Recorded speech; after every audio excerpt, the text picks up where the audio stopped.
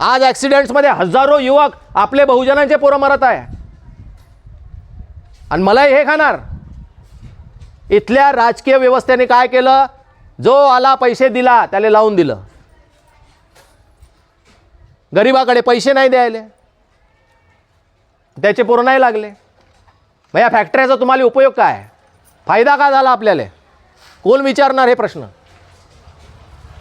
अशा अनेक गंभीर समस्या आहे. म्हणून आता वेळ आली आहे संघटित होऊन संघर्ष करायची. घरी बसल्या कोणी न्याय देईल, अधिकार देईल असं आता शक्य नाही. असेल माझा हरी देई पलंगावरी, हे होत नाही. रस्त्यावर उतरल्याशिवाय तुम्हाला काही भेटणार नाही. आपल्या चिमुकले सुरक्षित नाही. कोरपणे तालुक्यामध्ये 12-13 वर्षाच्या पोरीवरती बलात्कार. आणि कोण करत आहे, विद्यमान आमदाराचा माणूस, कोरपण्याचा शहर अध्यक्ष.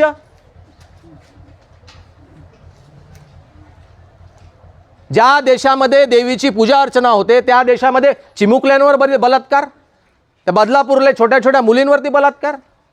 हे काय आहे, याच्या मागे काय कारण आहे? याच्या मागे कारण असं आहे की गुजरातमध्ये जेव्हा एका महिलेवरती सामूहिक बलात्कार झाला, नंतर जेलमधून कोण सोडलं, मोदी सरकारनं. काहून सोडलं? सुसंस्कृत लोक आहे, जेलमध्ये त्यांची वागणूक चांगली आहे म्हणून सोडलं. देशात बोंबाबोंब झाली, सर्वोच्च न्यायालयामध्ये घुसलं, सर्वोच्च न्यायालयाने त्याला परत उचललं, जेलमध्ये टाकलं. आणि जेव्हा जेलमधून सुटून आले ते गुजरातमध्ये सार्वजनिक सत्कार केला द्यायचा, त्याच्या अंगावर शॉली टाकल्या, हार टाकले. जर तुम्ही बलात्काराचा सार्वजनिक सत्कार करणार तर बाकी बलात्काराचे हिंमत वाढते का नाही वाढत? याला कारणीभूत कोण आहे? हे राजकीय लोक. आमचं सरळ म्हणणं आहे, जो बलात्कारी असेल त्याला सरसकट बिलकुल फाशी द्या. आणि हीच मागणी आम्ही कोरपण्याच्या केसमध्ये सुद्धा केलेली आहे. आणि आज मी जाहीर केलं तिथं मोर्चामध्ये की फाशी नसेल द्या तर आमच्या हवाले करा, आम्ही पाहून घेऊ का करायचं. तर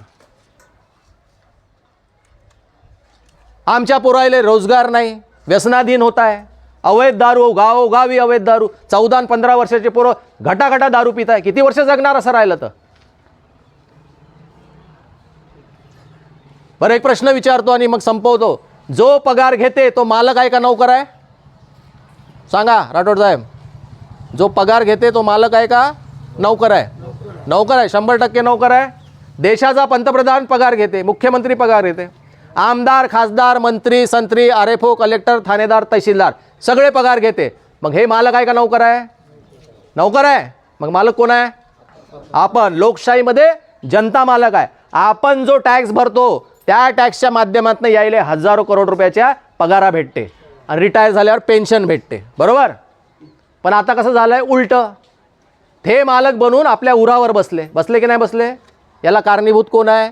आपण. काहून आपण जात, धर्म, उच्च नीच, तू मोठा मी छोटा ह्या धंद्यात फसलो. जनता जेव्हा संघटित नाही तेव्हा यंत्रणा तुमचं शोषण करणारच. म्हणून आता वेळ आली आहे आपण मालकासारखं वागायचं. आणि मी गावोगावी आव्हान केलं आहे, कुठल्याही शासकीय कार्यालयात जाताना मोबाईलचा व्हिडिओ चालू करून जायचा आणि ते दाखवायचं काय तमाशे चालू आहेत.